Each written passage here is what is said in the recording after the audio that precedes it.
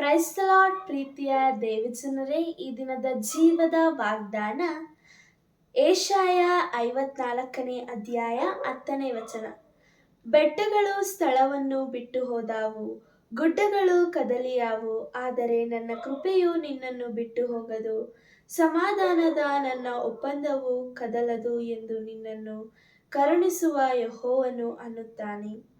Isaiah chapter 54 verses 10. The mountains and hills may crumble, but my love for you will never end. I will keep forever my promise of peace. So says the Lord who loves you. ಪ್ರಾರ್ಥನೆ ಮಾಡಿಕೊಳ್ಳೋಣ. ಪ್ರೀತಿಯುಳ್ಳ ದೇವರೇ, ನಿಮಗೆ ಸ್ತೋತ್ರ ಕರ್ತನೆ. ಅಪ್ಪ ದೇವರೇ, ಈ ಸಮಯದಲ್ಲಿ ಈ ವಾಕ್ಯ ಭಾಗಗಳನ್ನು ಅನುಗ್ರಹಿಸಿದ್ದಕ್ಕಾಗಿ ಸ್ತೋತ್ರ ಕರ್ತನೆ.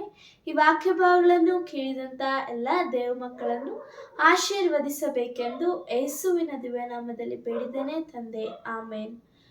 God bless you. Praise the lord.